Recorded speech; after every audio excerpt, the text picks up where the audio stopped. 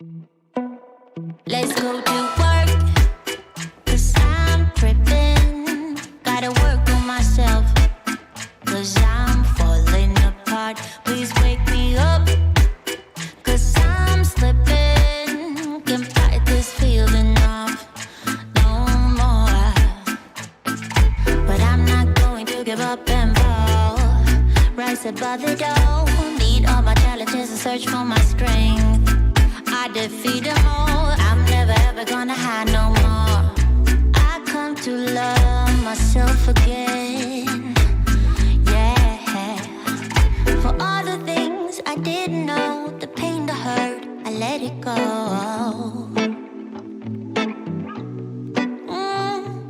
Start to believe in myself, and life will be sweet again. So sweet again.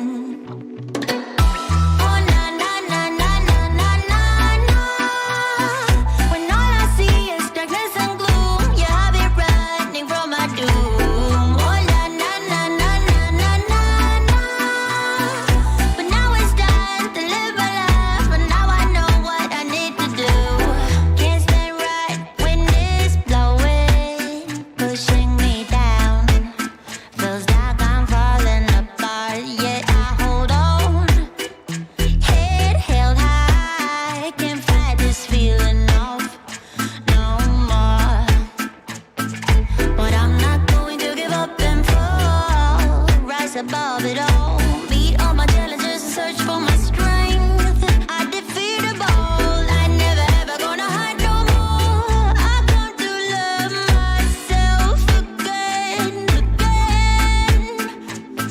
For all the things I didn't know, the pain, the hurt, I let it go. Let it go. And I start to believe in myself, and life will be sweet again.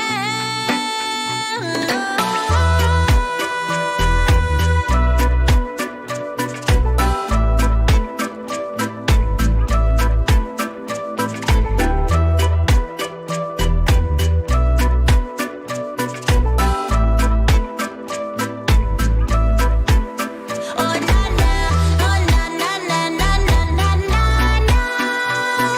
When all I see is darkness and gloom, yeah, I'll be running from my doom. Oh na na na na na na na na. But now it's time to live my life, but now I know what I need to do. Oh na na na na na na na.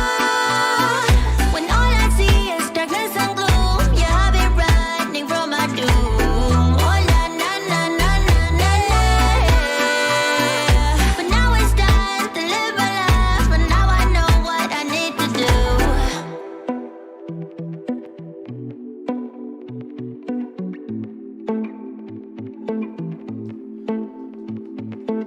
It's on like a Donkey Kong, and the playing beer pong with Long Duck Dong.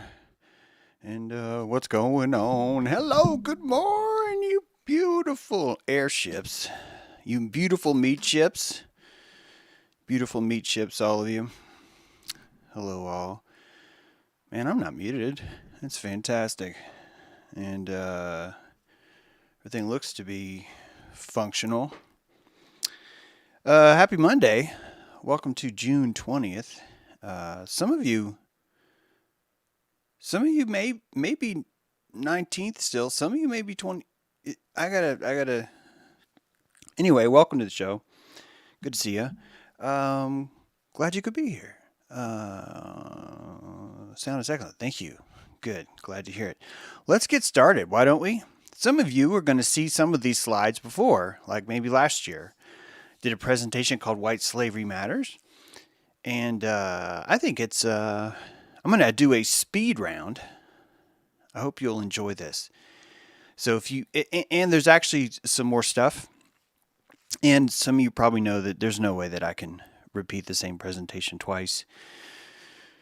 Despite how many times people said, hey, could you repeat that same presentation? The answer is no. So let's do it. Let's see how we roll, baby. Let's see how we roll. Let's go into slideshow mode there. Look at those.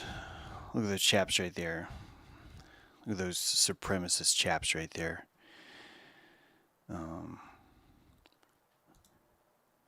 All right. Egypt. A lot of slaves. Many of them were white. It's true. It's true. You might have heard of some of them. Some of them are like always walking around talking about how they were the slaves in Egypt. And they're like, oh, we were totally slaves in Egypt and we're a bunch of white dudes. And it's probably the oldest story you know is the Exodus. And whether or not you want to admit it, you think those are white people. You do. Right? Hebrew slaves. Greeks had slaves. They did. They had slaves.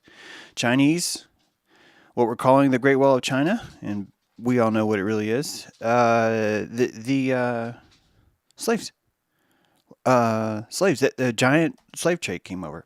Plato, justice consists in the superior ruling over and having more than the inferior. Can you believe that? He's like out in the open saying, well, justice requires the superior to rule over and have more than the inferior. He's saying that out in the open. There's no shame here. He's not even wearing clothes. Aristotle, and indeed the use made of slaves and of tame animals is not very different, for both with their bodies minister to the needs of life. Cato the Elder considered slaves equipment and recommended their disposal before they got too old. Of course, Caesar brought home 1 million slaves from Gaul. They were white. 1 million of them. 1 million. Remember, Rome was built on slavery. Half the town ran off slavery. Slavery was a contract. Slavery was an agreement. Did you hear what I said? Slavery was an agreement. This is the biggie. Slavery was an agreement. It was. It was an upward mobility society in Rome, believe it or not. That the slave could become sponsored by the patriarch, and then if that sponsorship goes well, he could become a citizen. And then after he becomes a citizen, that person could actually go on and create his own patriarch. It's an upwardly mobile society.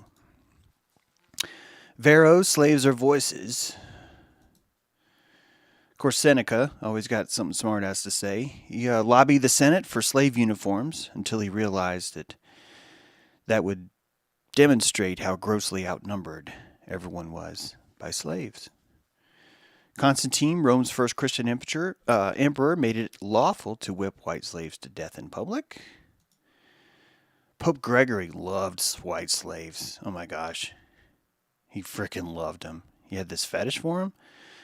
And he referred to the new white slaves brought to him from the north as angels. Angels. Not Angles. Right? It's like he's like, sir, what shall we do with these ruffian slaves? He's like, oh, they're these ruffian Angles. He's like, oh, they're angels. Troubadour.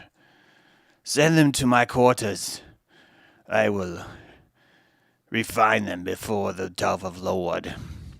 Of course, 8th to 11th century, Roman France was a transfer point for Irish and Finnish slaves to the Muslim world. Most of the structures you see there were used for the facilitation of and the building and construction of the white slave trade.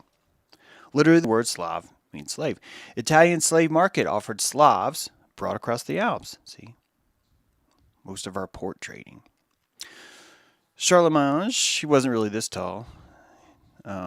Required 2 Saxon slaves donated to the church for every 1,200 parishioners. Did you hear that? As the church groweth, so too shall our white slaves. Put them over there with the other Saxon slaves. We've got a church to do. All right, acolytes, line up. Everyone looking chipper. Look at the Parthenian seeping out of your pores, my God. I'm sure we'll gain some more Saxon slaves after today's church. They will drop them in the, that dish that we pass around. The offering plate, thank you. Yes. Karas, Icelandic white slave children were routinely murdered en masse. A diplomatic envoy was sent to Scandinavia for permanent slave trade. Was it setting up a permanent overground railroad, right? This is not the Underground Railroad. This is the Overground Railroad. See? Overground Railroad it's happening everywhere in daylight, right? Underground Railroad is bad. Slavery's bad, right? But above here, above ground railroad, totally cool. No problem. Keep it above ground, y'all. Keep those toes above ground. Slavery's cool. The Mamluk were slaves trained as elite fighters, heralded for bringing the Islamic Empire's golden age. Seriously, the paratroopers, except for the horse troopers, we'll call them the horse troopers. The horse troopers of this Islamic world, some of the finest trained, they were slaves, man. It was a contract. Do you understand? It's a contract. It was a contract that you had with master. Master and slave had a contract. They still do. We still do. It's so funny that we're like, oh, that's long ago when we had slavery. We don't have that anymore. 1 million or more European Christians were enslaved by Muslims in North Africa between 1530 and 1780. North Africa. North Africa. 1 million or more European Christians were enslaved. It's like completely backwards from what you think about in your mind, isn't it? Completely backwards. Russians enslaved each other. In 1571, an official slave chancellery codified white slavery as a Russian institution. It was an institution. Again, are these chicks walking below ground? Are they underground? Or are they above ground? Right? You see a pattern? See a pattern? Overground slavery, no problem. Right? Yellow shipping container, okay, no problem. You take that shipping container, paint it green or blue or, God forbid, red, and then you hide that, which is a problem. Now we're child trafficking. It's very simple math here. Dr. Hilary McD. Beckles, The American, Volume 2, refers to indentured servitude as white proto-slavery. Indentured contracts were alienable, transferred with no participation of the servant. Literally, your life was placed on a sheet of paper, a title, and that title was traded on the open market, and you had no say-so to do with it. That's slavery. That's slavery. It is. It is. Right? The disciplinary revenue laws of early Virginia did not discriminate Negroes in bondage from whites in bondage. Sugar colonies in Barbados, check this out, had as many as 25,000 slaves. 21,000 of them were white. 21,000 of them were white in Barbados. Between the years 1649 and 1690, a lovely trade was carried between England and the plantations, as the colonies were then called. Political prisoners were sold by auction to the colonists for various terms of years, sometimes for life, as slaves. And I've told you before many, many times that America was seeded with a colony of tax producers. The soil of America was seeded. It was planted.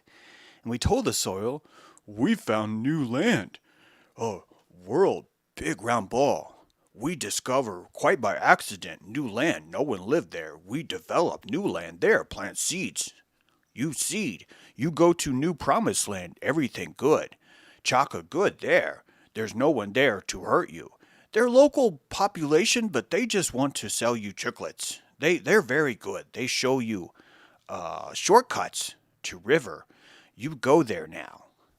Do not integrate with local tribe. That evil devil man. You don't go there. You stay inside civilization. This was how you seeded people to go lay the concrete, the foundation for a new tax colony on a foreign land. That's why they say we found the new world. Literally means we came in and cultivated, removed, plowed the local population, and established concrete for Wetiko, for our slaves. 1659, the English Parliament debated the practice of selling British whites into slavery in the New World. They're debating it. In debates, white referred to as indentured servants were not, excuse me. The whites were not referred to as indentured servants, but as slaves, whose enslavement threatened the liberties of all. In truth, colonization was a eugenics program, one of the earliest. We are England's slaves and England's merchandise, 1659 smuggled message from London. That England was using the process of colonization as an excuse to shit-can the lowest and to send them on a mission to establish the latrines and the concrete of a new world, to go over as first, to strap them to the front of the prow of the ship, like Mad Max, and send the colonists first and plant them into Amuraka's soil and wait for the Wetiko to submerge, to implant itself, to inoculate the sickness of Wetiko into the soil was the plan. And colonization was how you did it. It was a twofold win-win. It was a win-win-win. In labor-short 17th and 18th century America, the work of slaves and that of white servants was virtually interchangeable in most areas. Most areas. There really was no difference. There were protests against kidnapping white slave traders documented in 1701.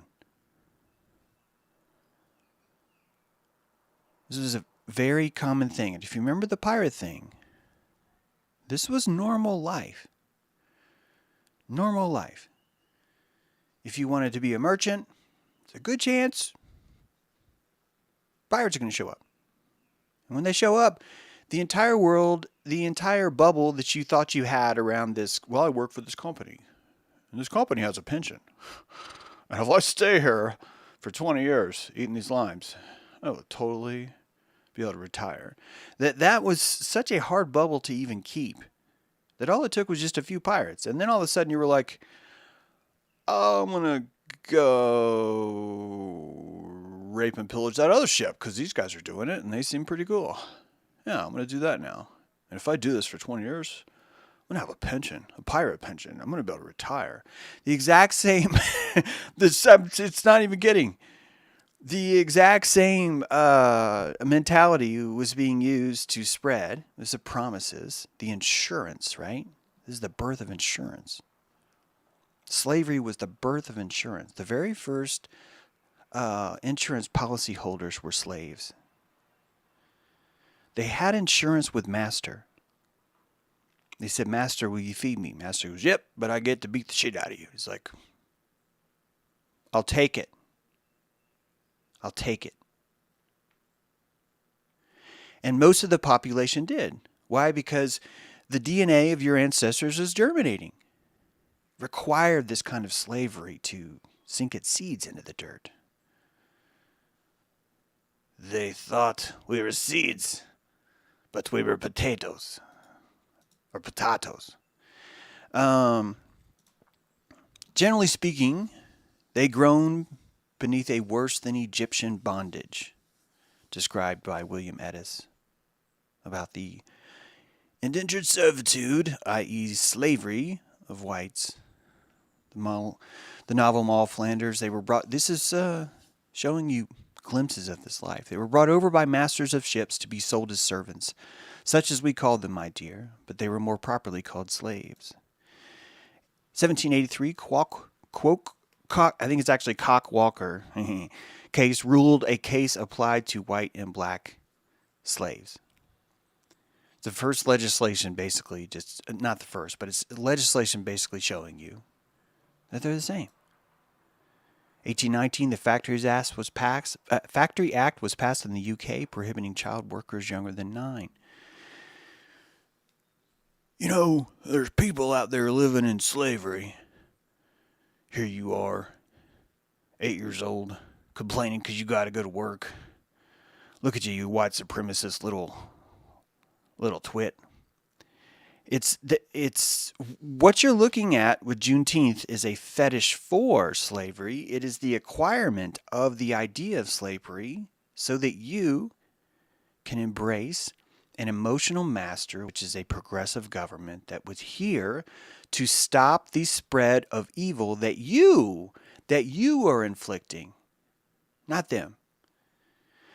That the venom they're injecting into you is that you are the one that is injecting venom, that your racism is the venom, and we, as the government, is here to progressively stop that flow of venom from you. That's why you believe an underground railroad bad, above ground railroad totally fine. That's why you do that. That's what the venom tastes like. Because that's what it is. Dirt besmeared walls and decaying foundations, every repulsive lineament of poverty, every loathsome indication of filth, rot, and garbage, all these ornament the banks of Jacob's Island. Dickens, this is not in a novel, this is him taking a tour of how horrible the conditions were in London for white people.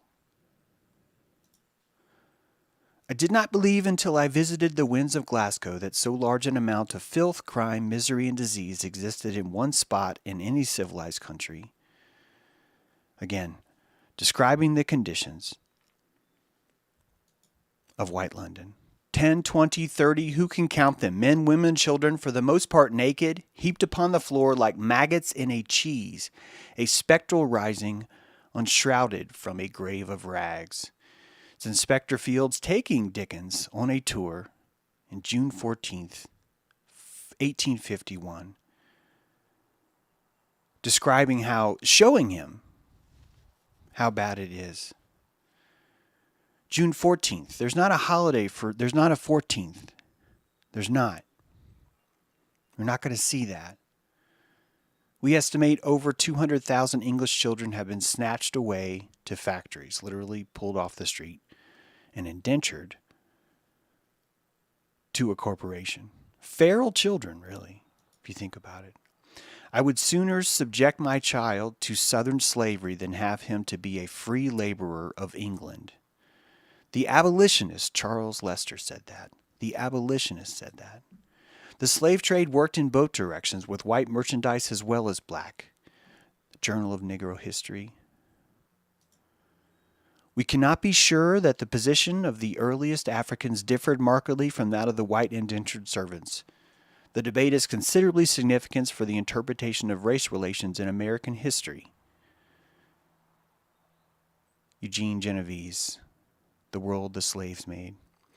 Here's an excerpt I found in one of the papers around that time.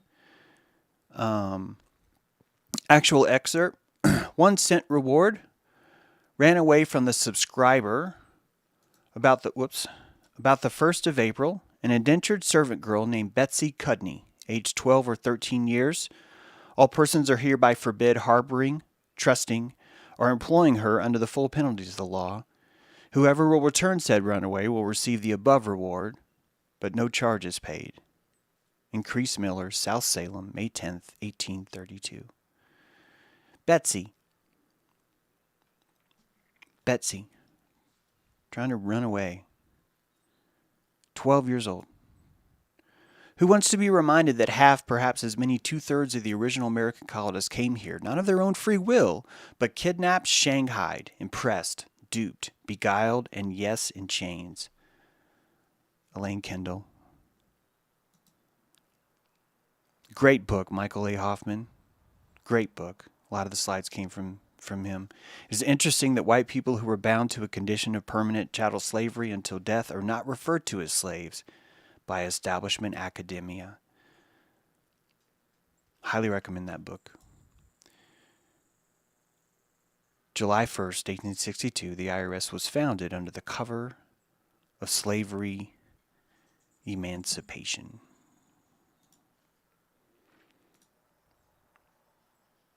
The Revenue Act of 1862 was an expansion of the first income tax. What happened in 1861? The Civil War, right? And why were you told that we fought the Civil War? We had to save the black man, right? The black man was a victim. He was being kept in slavery, and anyone below this imaginary line is the bad guy, and anyone above it is the good guy. Remember that story? Do you know why that story sold? Because this is too boring. The Revenue Act of 1862 was an expansion of the first U.S. income tax established under the previous Revenue Act of 1861. It was passed to raise additional federal revenue. The fund against the war with the Confederate States of America during the American Civil War is notably for introducing the first progressive income tax in the U.S. and for establishing a separate federal bureaucracy that would eventually become the modern IRS. Do you want me to keep going, or would you like me just to tell you about how everyone below the Mason-Dixon line is a bad guy and everyone above the Mason-Dixon line is a good guy? Choose your poison. And you're like, no, I really want the truth. I really want the truth. And I'm like, all right, fine. The Revenue Act 1862 revised and expanded the previous Revenue Act, raising just revenues would become apparent the war would last longer and cost more than initially hoped. So as you can clearly see, the Revenue Act was absolutely necessary to preserve the Union, James. Would you like me to keep going, or do you want to go back to the anyone below the Mason-Dixon line's bad and anyone above the Mason-Dixon line's good? It's hard, but I really want to keep going. I want to try one more step. All right, fine. The income tax rates of the Revenue Act in 1862 were later increased with the Revenue Act of 1864, with additional income tax brackets and higher tax brackets rates, all of which were necessary to preserve the Union. Would you like me to keep going, James? Or would you like to go back to the story of black man and white man and Mason-Dixon line? It's your call, James. The income tax was later repealed in 1872 and reintroduced in 1913 with the ratification of the 16th Amendment. See, it's all there in law, James. This has nothing to do with taxes. This has everything to do with the black man and the white man.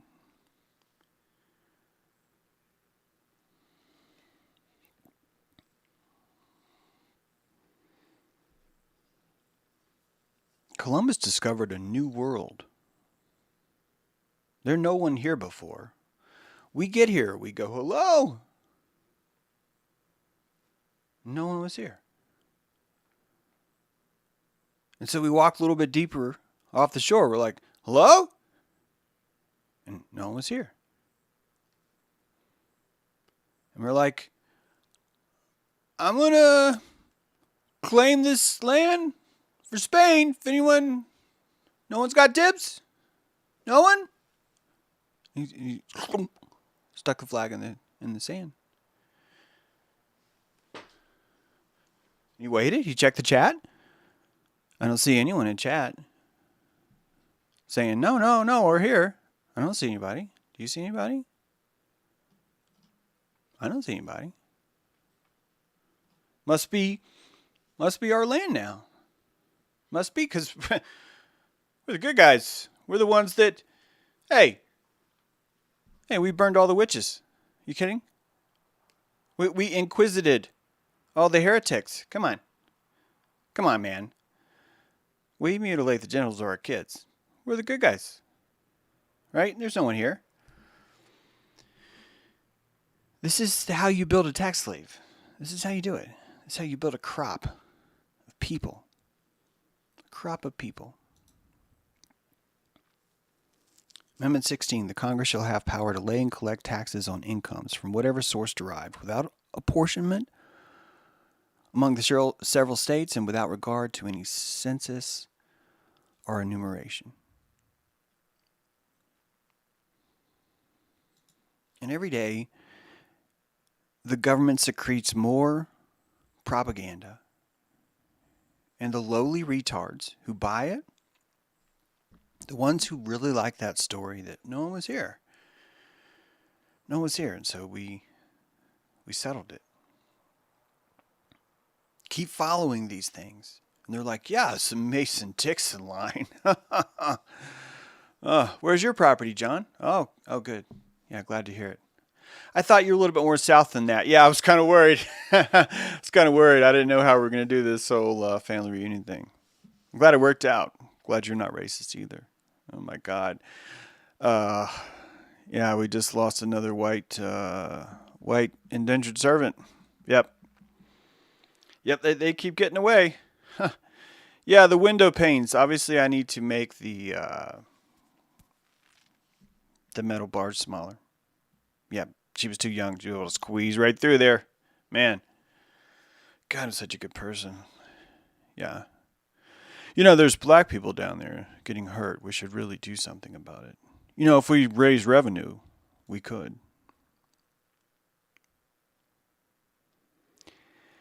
One of the greatest perplexities of the government is to avoid receiving troops faster than it can provide for them. In a word, the people will save their government if the government itself will do its part. I'm showing you that quote because what Lincoln is saying is that once we start enlisting troops, we need something. We need something to do. That we end up creating a vortex inside of our system where now these people are dependent on us trying to champion something for a while. Requires that. And that's really what was happening at the time. Thaddeus Stevens, this bill is a most unpleasant one, but we perceive no way in which we can avoid it and sustain the government. The rebels who are now destroying or attempt to destroy this government have thrust upon this country many disagreeable things. And in 1861, he's telling you, before the war has really even done anything, that we have no choice now. Because we're in war, we have no choice but to have this Revenue Act. And if you remember, all up north in New York, parading through the streets were gangs of militia for like 3 years prior were being assembled in New York, were being called in New York to defend their nation. No one was told, oh, well, there's going to be a civil war that's going to miraculously outbreak in 3 years. Instead, they were paid and given the most fashionable uniform of the day, and told, parade through the streets with your guns, blow the whistle for others to join your crew. This is the same mentality of the pirates and the cucketeers, the privateers. The exact same psychology is existing, and it's wandering through the streets like a magnet, and it's collecting others. It's collecting feeders for this thing, and Thaddeus Stevens is distributing the cornmeal. And it hasn't changed. We have the same slaves listening to the same Thaddeus Stevens telling you about the same emergency, that people are dying. And it's important. And it's urgent. And if people weren't dying, and if it wasn't important, and if it wasn't urgent, then none of this would be happening. I am just devastated to hear that I did not hit the Rockfin button. Thank you, Moth. Oh, I'm so sorry. What a horrible thing to happen. I was really liking this stream. Oh, guys. So sorry. There, now it says go live. I should give one of you that login so you can hit that button if I ever forget. Apologies, let's stay on the stream.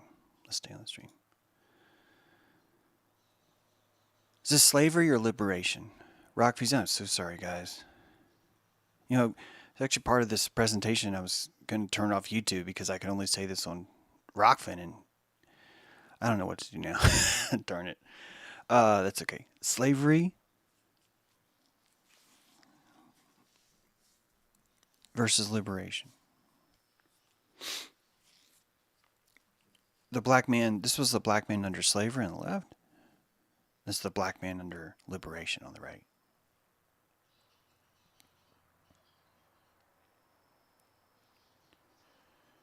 Which is better?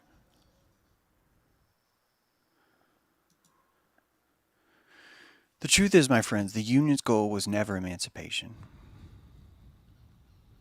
The Union's job was to eliminate competition. As much as a third of the Cherokee population were white, 15% of the Seminole population were black. Many Scottish settlers, like a lot, were Muskogee. You and I may know them as Creek. Many Irish were Choctaw.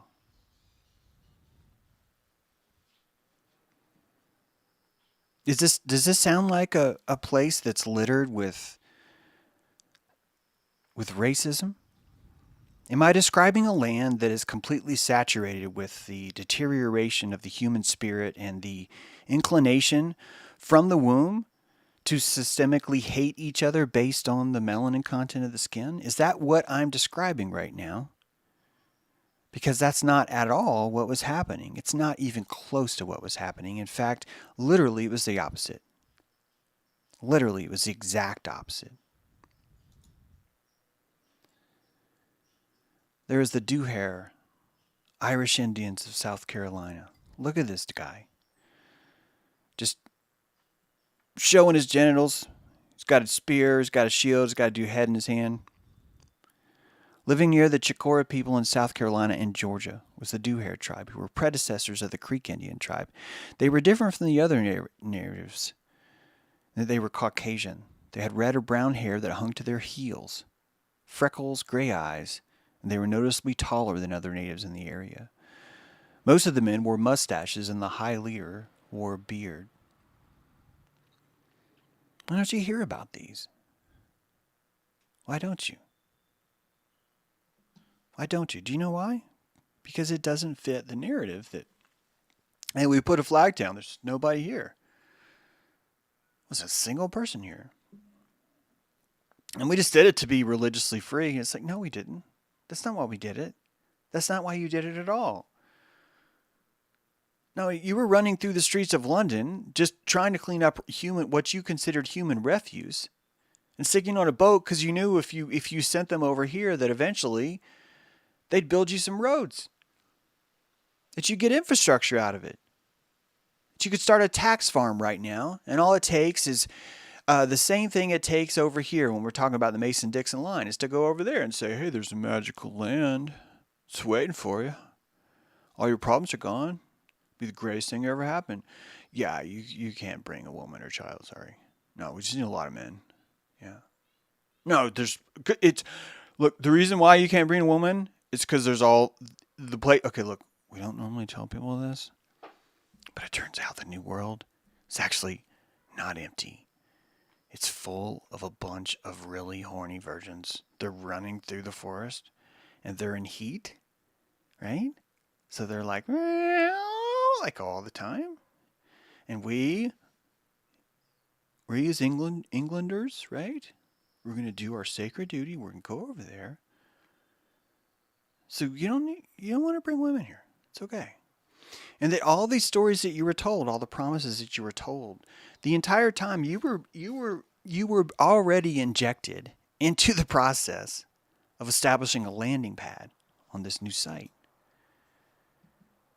And really, you were sent to probably your death if you consider how many people actually died when they got here.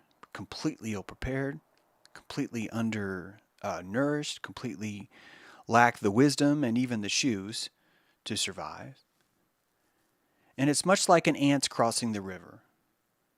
The ants are going to be, we're going to cross that river. And another ant's like, yes, many of us will drown. Another ant's like, yes, many of us will drown. We will watch many of us, meaning those ants over there, will drown. And you start to watch how this process happens. You're going to get across that river. We're going to do it.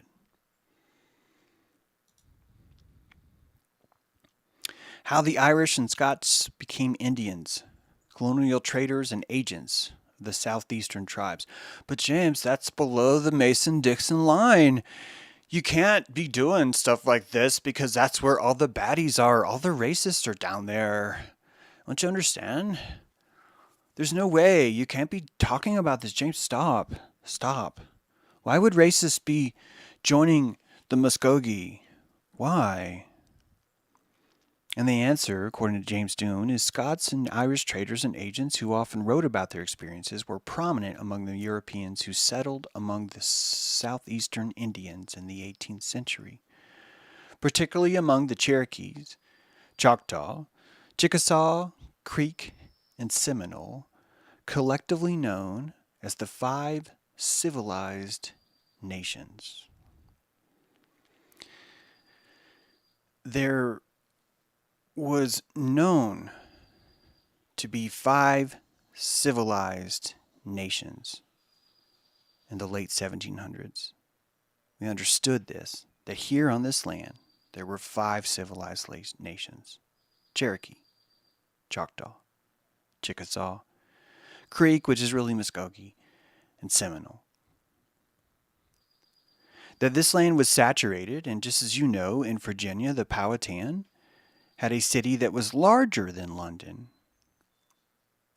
That when you head to a new world, you notice this is not a new world. This is a very old world. This world is older than London. Oh my gosh, this place is amazing. And the history gets written after you. After you. Exact same way. Exact same way. You're watching the Corona event being smeared into history now. Exact same way. Exact same process. Look at these men closely on the right. Because they're all Muskogee Indians. And when you look at them, isn't that odd? Because you don't see that at all. What you see is an amalgamation of what the Hopi called the 4 colors, the 4 clays. And that the 4 clays had come together under the Muskogee Indian Nation. And that the very Hopi prophecy was being fulfilled before we came up with this Mason-Dixon line.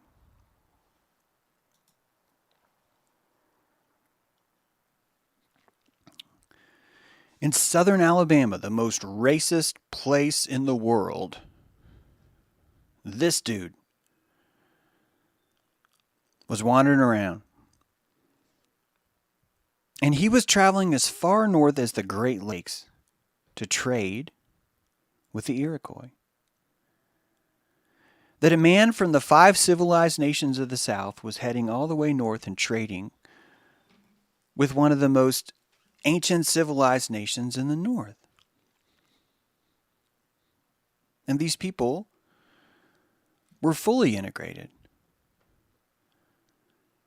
That they were adopting the colors, the patterns, and the fashion of the Scotch and the Irish and everyone else around them. Why? Because that's what people do. People integrate. Do you know how many stories? Oh my God, it's amazing. Trepidations of Indian Counters of the West. I have that book somewhere. I've been reading it. It's really great. And there are all these stories of a white settler being taken captive by the Indians. And that white settler was like a little boy or a little girl. A year or two later, that boy or girl is quote, quote, rescued and enters into a deep depression, will not eat, is incapable of adapting to white settler society, and wants to go back. Wants to go back to the Indian reservation, and vice versa. got the same stories of a very famous Indian princess. I'm not talking about Pokiwani. We can definitely talk about her, but a very famous Indian princess, I believe is actually Comanche, that came into something happened and ended up in settler civilization. A year or two later, to appease and create peace, she is sent back and completely disrespects the tribe because she's terrified and afraid and doesn't want to go. And that it gets so heated that the Indians are like, well, we're not going to take her. That's fucked up. We don't want her. And there's finally some talk to ensue, and they basically have to force her to go, to force her to do it. These stories are prevalent, and each side will argue, see, our society's better because when we kidnapped one of their kids, he totally didn't want to leave. And it's like, yeah, that's what the Iraqi war veterans tell me when I tell them, hey, maybe you were doing something fucked up. And they're like, no, because we were there. This little kid came up to me and was like, hey, man, high five, Joe. And now I know what we're doing was good. It's the exact same thing. Humans regulate with each other, which is great.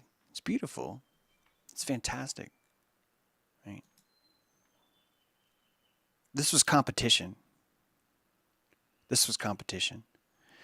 And that's why at Appomattox Courthouse, during the signing of the treaty, ending the Civil War, we didn't suddenly fix racism. We didn't suddenly fix, because the whites hate the blacks and now they have to like. And in the treaty, it didn't say, all right, so all you white guys are going to apologize to all the black guys.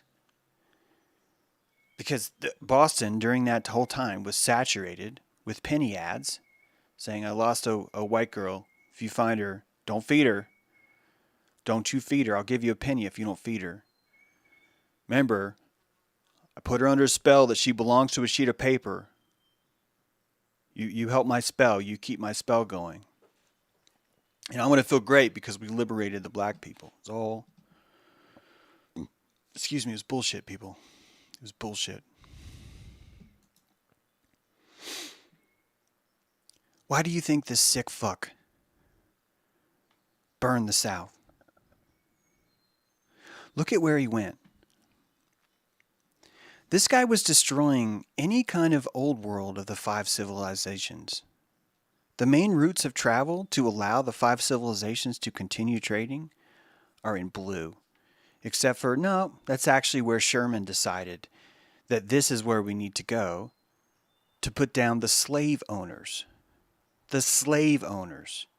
And do you understand that maybe 2% of the South even owned slaves, and if they did, where would they be? They'd be in the plantations. They'd be in the flatlands. Remember, the Indians told the white guys, stop planting so much tobacco, you dumbasses. Stop.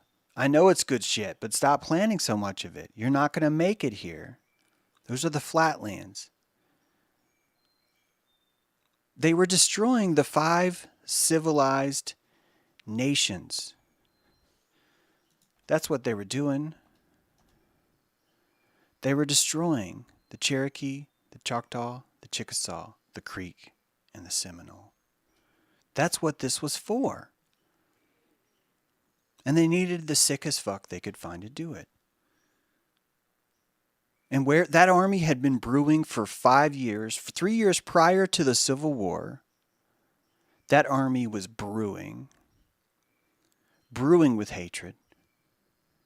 All those marches through New York were a build-up to this slaughter. The whole army is burning with an insatiable desire to wreak violence upon South Carolina.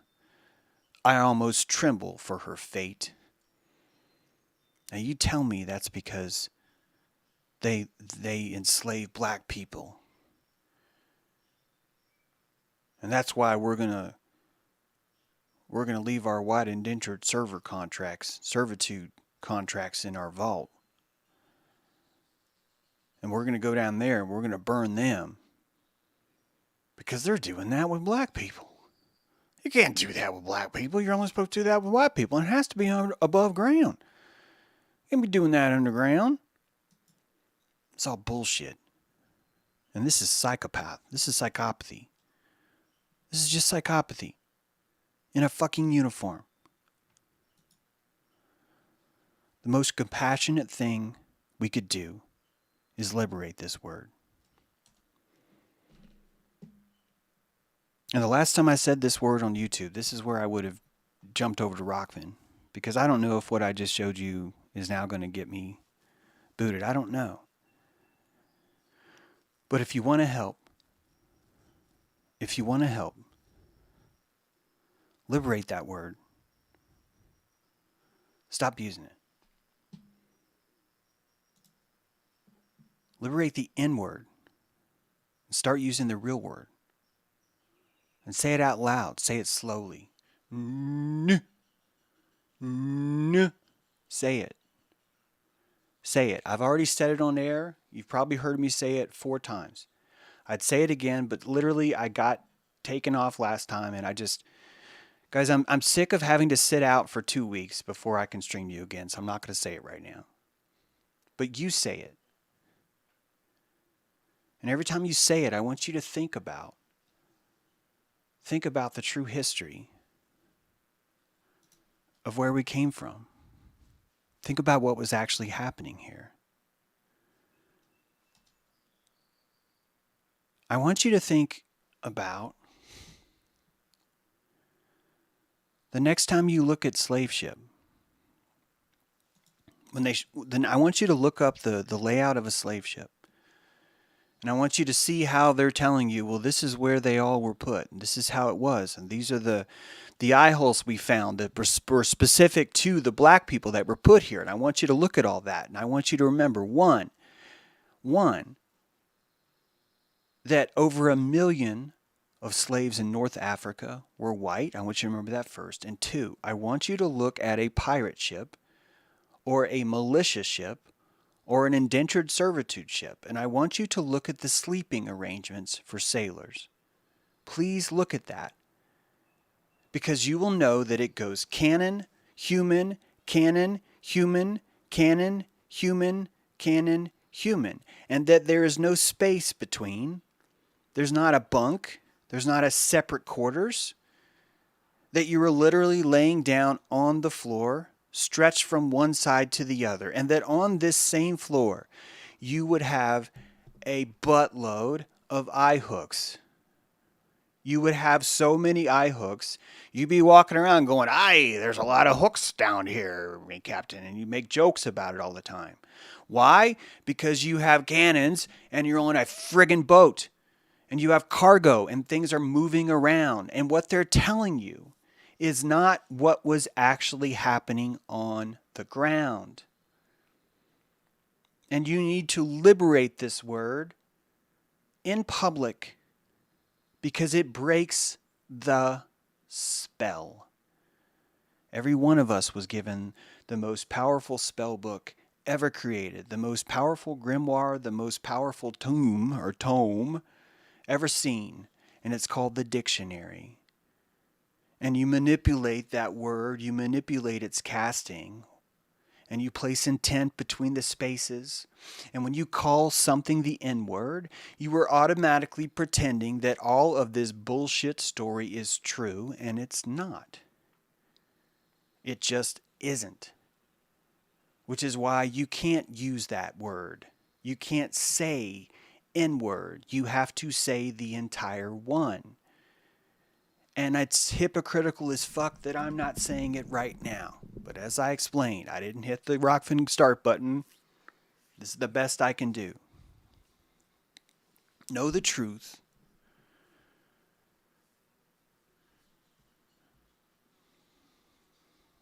"15% of the Seminole were called Maroons."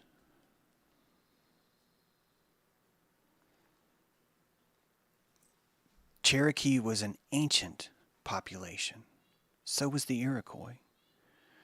The matriarchal system made it something that became super easy to integrate into. That the Cherokee have never had a blood quantum until this government started playing Juneteenth.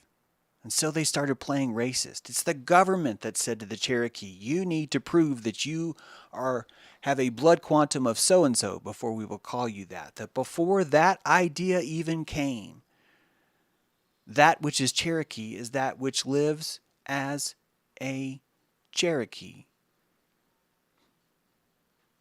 And there is the tribe of the long hairs. What does that mean? The ones who have no one else. There was a constant system of introduction, and it looked very similar to apprenticeships now. And apprenticeships evolved out of indentured servitude, and indentured servitude evolved out of slavery, and they're all the same system, and we all still have that same system now. We all still have it now.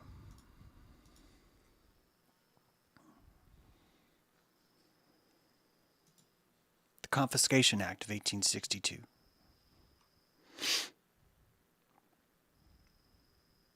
The Confiscation Act, defining characteristic of the act was that it called for court proceedings for seizure of land and property from disloyal citizens, supporters of the Confederacy.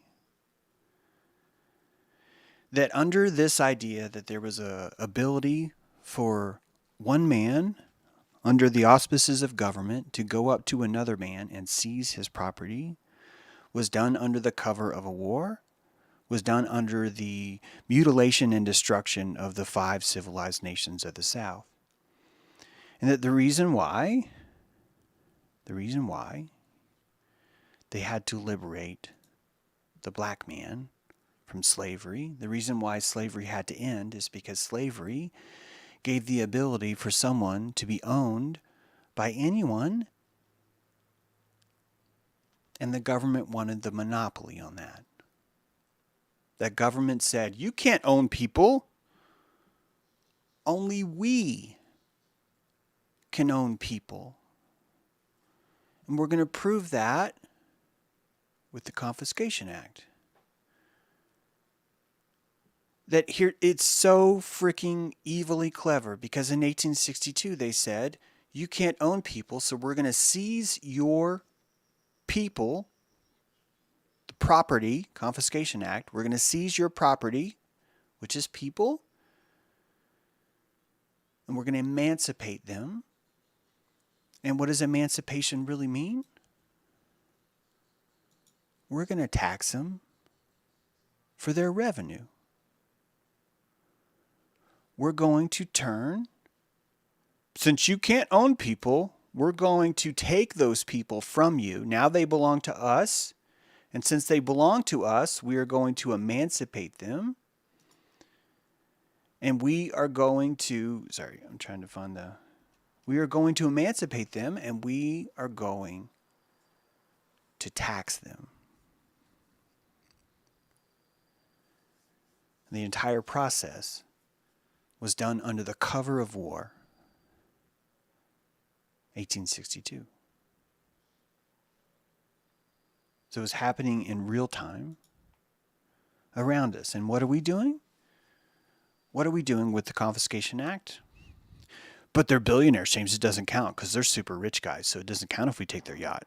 And they're Russians too. So they're like totally below the Mason-Dixon line. They're to the east of the Mason-Dixon line, James. So it's okay. It's okay if they're to the east.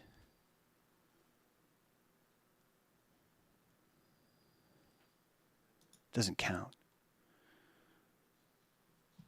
One of Minnie's heroes deserves some props. I really recommend you guys check this guy's work out. Filmmaker Ann Russo.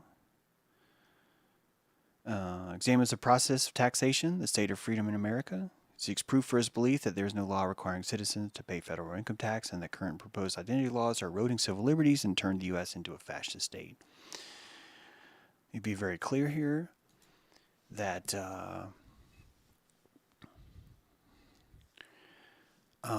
you're not going to win any kind of legal battle with a system that passes the Revenue Act while it burns down the very population that lived here under the guise that it's trying to liberate them.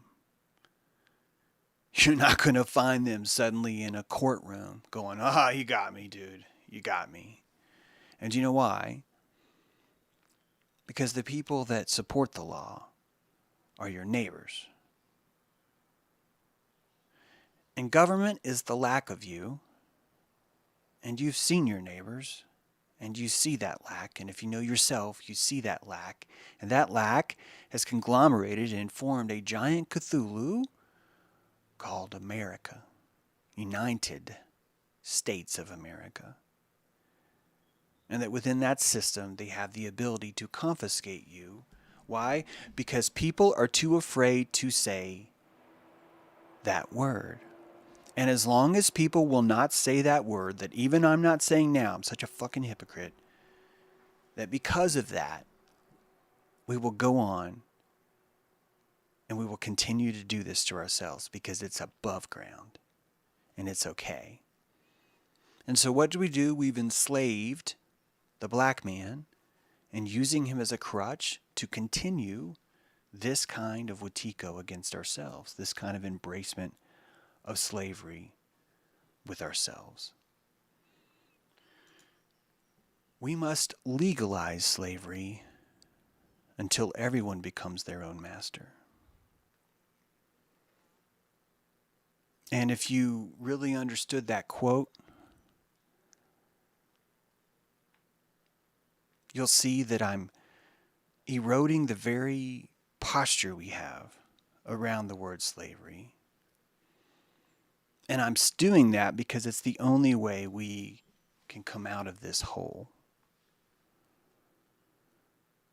That if you embrace the process that slavery gave you to get here, only then can you see that you're still using that process now. But you won't call it slavery now because it means you'll have to end that. And it means that a psychopath is going to come to town. He's going to try and burn your house down. And he's going to be wearing a uniform. And you don't want to put in the calories to do that. And I'm telling you, you actually do. That when he comes to town, it will awaken something in you that's never been awakened in your lifetime. It will create a Promethean fire in you, and you will raise up and create a new appetite in yourself. It will create an awakening of something that's been dormant for a very long time. And that this process will continue until the lack of you is gone. It will keep happening until the lack of you is gone. And it's not going to be an easy fight. It's not.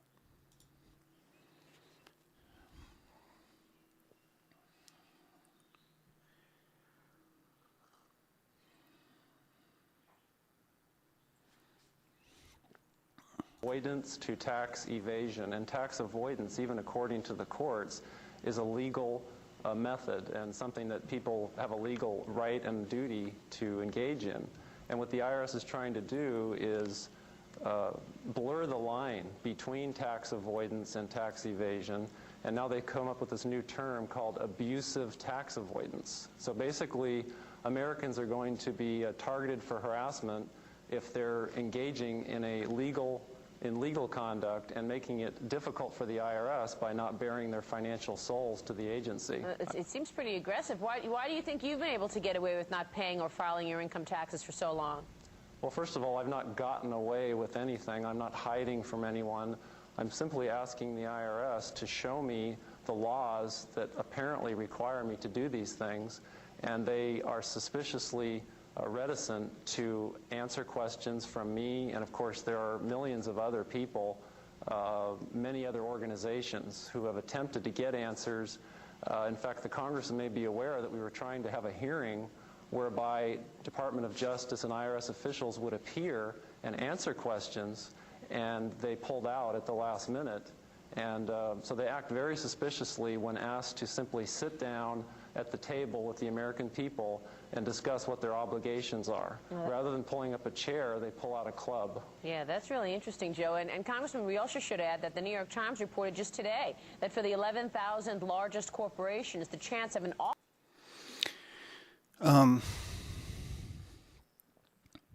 A lot of people just kind of want to give you like, yes, and you can just do this and go do this and you're all set. And I just want you to know, nah, it doesn't work that way. You guys, morality will always require calories from you. Morality will always hurt, right? Just like there's someone pissed off in the chat right now because I'm discussing this on exactly the perfect day. That's what morality does. And it'll get me reported, it'll get this, it'll get whatever it takes. That's why it's moral. That's why you do it. That's why you do it. And the reason why I wanted to show you this little... Joe is a former IRS agent. And he woke up one day and realized he couldn't find a law that actually said that he had to owe it. But that's not how the law works. Because the law is just a framework, skeletal system, a skeletal armature, really, for belief. And then people attach their belief onto that armature and do whatever they want to do, like the Revenue Act. That was law. It was considered legal. Sadly, Joe...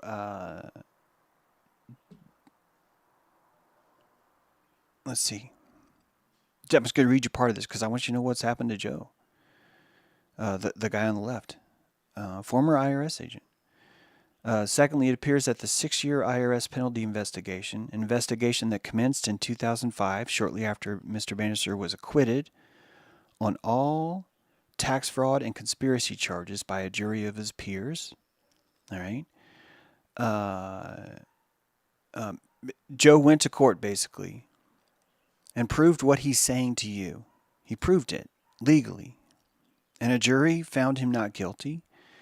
And the day after that happened, an investigation commenced. And inside that investigation, he was finally found guilty 12 years later. Like all kinds of court messes. Find guilty of making suggestions to other people. As a former IRS tax agent, right? That he was guilty of encouraging fraudulent tax reporting. One of the hardest things to prosecute anyone on. And Joe had 6 counts wages against him, and it took 12 years for them to get those 6 counts. And the max penalty for all those accounts combined was a $6,000 fine. That was all they could do, but they did it anyway, because this isn't about law. This is about the people that are surrounding the law, believing it and defending it. The same people that are like, you can't say the N-word. You kidding? No one was here. We put a flag down. We called out. Does anyone live here? Here, here. No one. So we took it. What else are we supposed to do, James? Leave it for the pagans? They'll just come over and just like have ceremonies on it and grow children and have groves and... Okay, well still. No one was here, James. No one was here. We took it. And those people down south, those are bad people, man. Those are bad people. They eat clay. They're the clay eaters, I think. They're the clay eaters. They eat clay. Approach to you as I'm trying to vigorous? get next to the next slide here. Come on. Let me give me the next slide. Give me the next slide. Come on. Sometimes it does this to me. I'm gonna paint some happy trees with the slideshow here. Just some happy trees here.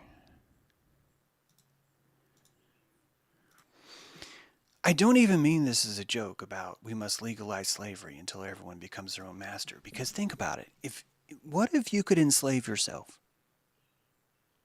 What if you could enslave yourself, right? What if you could put yourself under your own indentured servitude contract and be immune from anyone else's? And you'd be immune because you are your own property. And private property is at the very base root of rights. And so why would your body not be private property? And if it is private property, if it truly is, why the fuck are you paying someone else for every heartbeat you have? Because if you're paying income tax, you are a sharecropper for your own time, plasma, breath, blood, sweat, and thought. That 40% of every single process that exists outside of your cells to exert or move something now belongs to a bunch of psychopaths that burnt down the 5 civilized nations and did it under the auspice of, well, those people are Luciferians.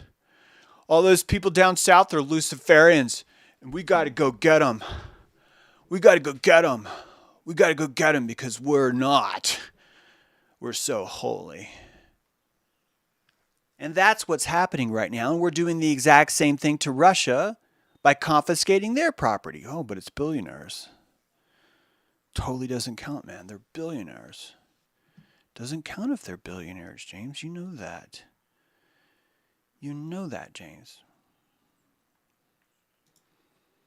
We have to wake up. We have to. And it starts with your own posture. And it starts with you opening that spell book that you call a dictionary and saying, you know what? If I abbreviate this word, then it means I'm ashamed of this word. If I'm ashamed of this word, it means that I believe that I should have something to be ashamed of. But why the fuck are you ashamed of slavery? Are you telling me that your ancestors didn't use slavery to get you where you are right now? Are you telling me that you were not enslaved right the fuck now? You telling me that? Because I don't think that you can live here without having that fucking chain. And I believe that we are a culture that actually has this fetish for slavery. Oh, James, he's talking about the slavery again. Yeah, you know why I'm talking about the slavery again? Because the ties are silk.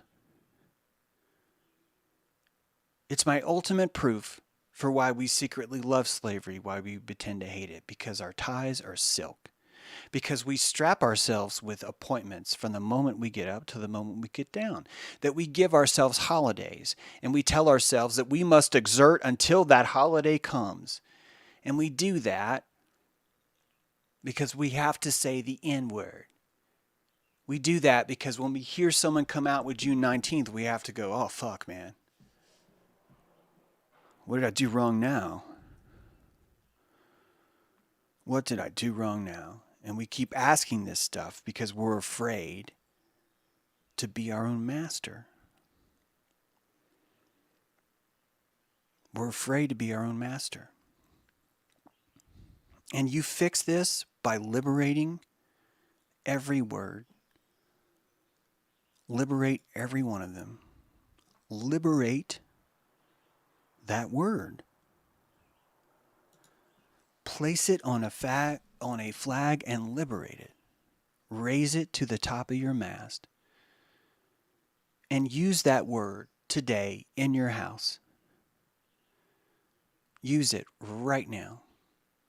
No. No. No, no, no, no, no, no, no, no, no. But da da da da da da da. La da da da ba da ya. When you use it, you claim ownership over the dictionary again. And you insist. That's not what happened. You insist that. And that when you open up Frederick Douglass's book, which you should definitely open up, the whole time while you're reading it, you will never, ever, ever be able to find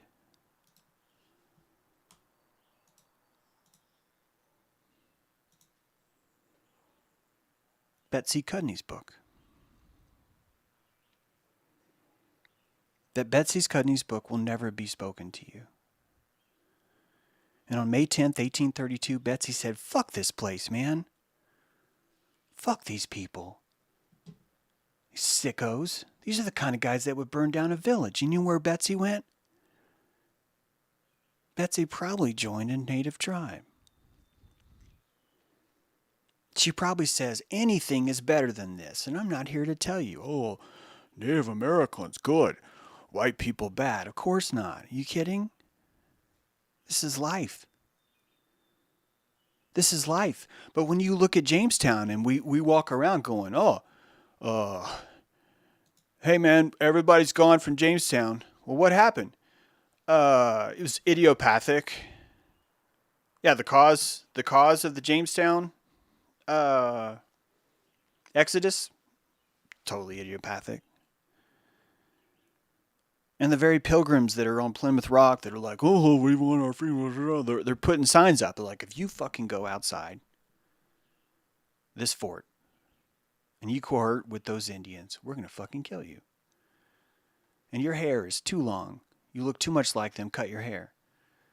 And as that got more, it didn't go away. That wasn't like, oh, this is just temporary. We'll just have temporary telling you where you can go, what you can do. And meanwhile, you're like, where are all those virgins in heat that are like, yeah, I distinctly heard that there would be virgins in heat over here. Where are they? And you know what? They are there. And when the dude's looking over his fort or across his palisade, he's like, holy shit, there's one right there. Man, she looks great. God, look at her skin. Holy jeez, I'd love to tap that. He wasn't looking over there going, oh my God, they're so racist. Look at how black they are. Look at how red they are. That wasn't fucking happening. It's never fucking happened. Never has that happened. That's not what happens. Yes, are there racial epithets? Yes, and you know why? I guarantee you the reason why you call someone a racial epithet is because you were creating a psychological distance between yourself by focusing on what's different about you. And that you do the same thing when you meet an asshole in the street. You meet an asshole in the street and you're like, fucking drives a Chrysler. What a dipwad. God, I'd never drive a Chrysler. And you're like, yeah, this guy got out of a Chrysler, and you will say the word Chrysler, and the person listening to you, they don't know that that's what you're doing. They don't. They just think you're giving data. Why? Because they're not deeply as immersed as you are. You're using the language of your spell book, the fucking spell book, the one that you can't say that one word in, that probably isn't even in there anymore, because we have to keep this facade going. But when you liberate that, you can now unlock this history and fucking tap into it and say, oh, here it is. So when you say things like, he's a, or he's a, it's showing that person that you're mad, that you're afraid, that you want distance. What is wrong with that? What is wrong with us being honest about that? That we use these epitaphs to provide distance between us so we can psychologically feel better. It's a defense mechanism, and it's a pretty fucking good one. It hurts no one. Wait. You just call me black? Yeah, man. You just call me black, yeah.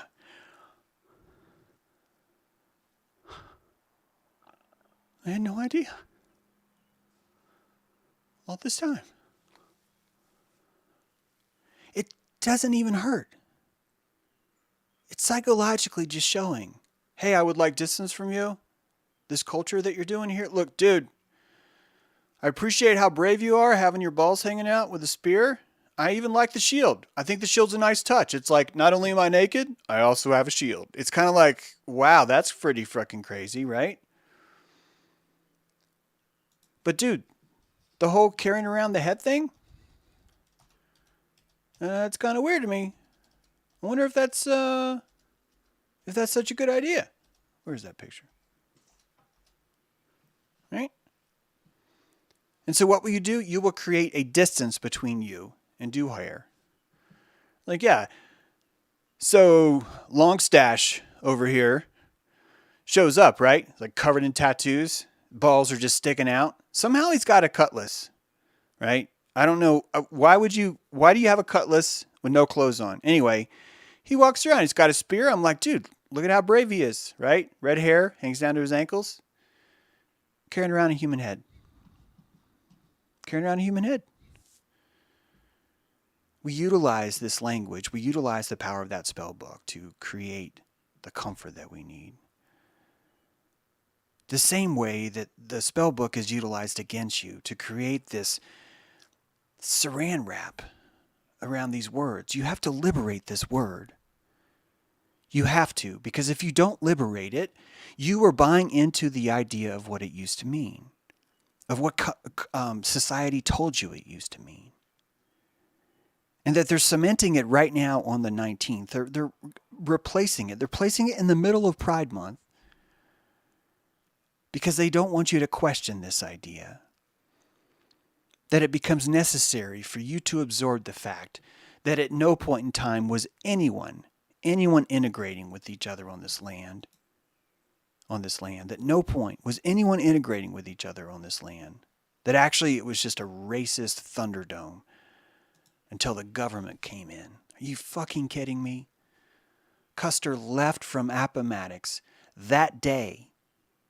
That day. Do you know where he said he was going?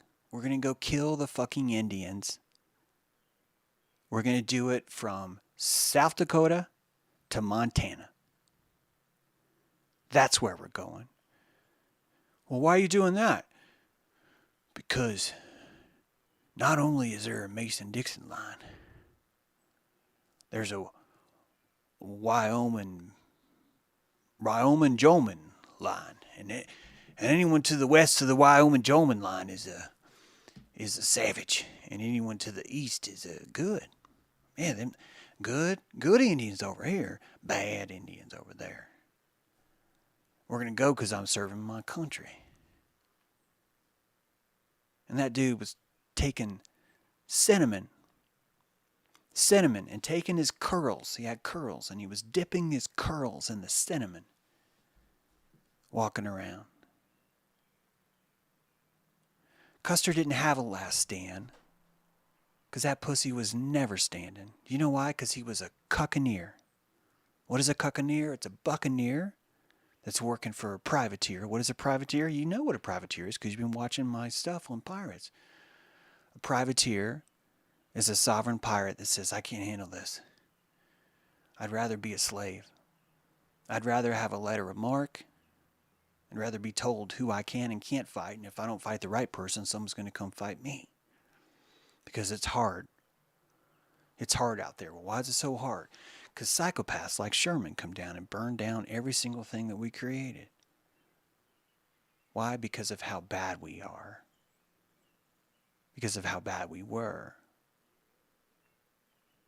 Pirates landed here, started this whole place. And you unlock them by unlocking these sacred words. You do. You're beautiful people.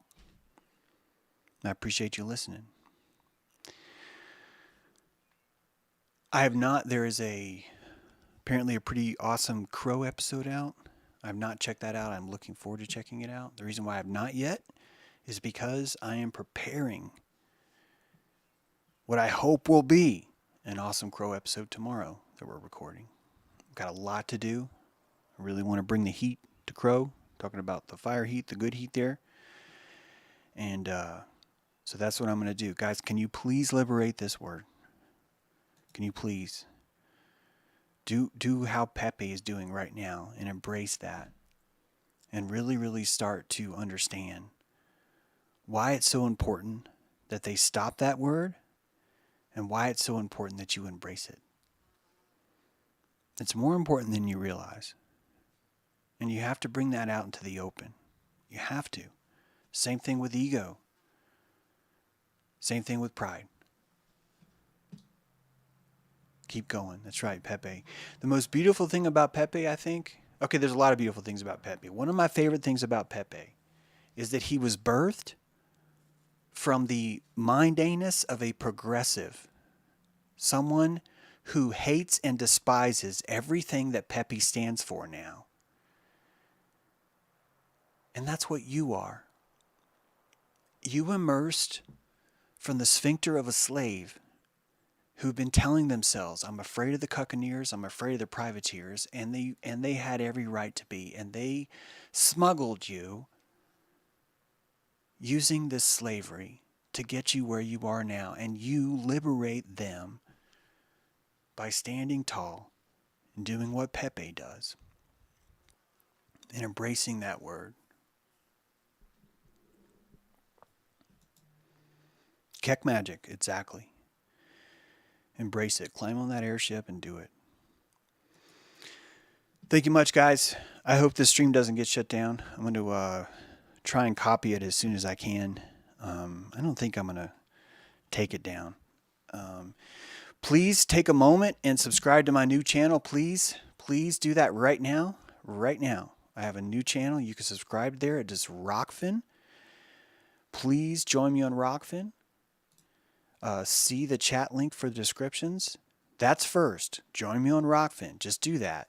Okay? But in addition to that, I have another channel now, strictly because we're not allowed to say certain words. This channel's brand new. And it looks just like this channel, but I need you to subscribe to it. Well done, Sirius. Yes. Thank you, Fuma. There's the Rockfin link. And I just posted you the new YouTube channel, my secondary YouTube channel. You can join me there. Please do. We also have Dojo Earth. Please join me. Because it's worth it. It's worth it. That's your spell book, guys. That dictionary is your spell book. It belongs to you. Every word. And how you hold your posture when you use that word is how you inject magic into it and how you pull magic from it. That's why every word you have to cleanse. You have to make it your own, to put it into your own system. Thank you guys so much. Appreciate you. Thanks for being here.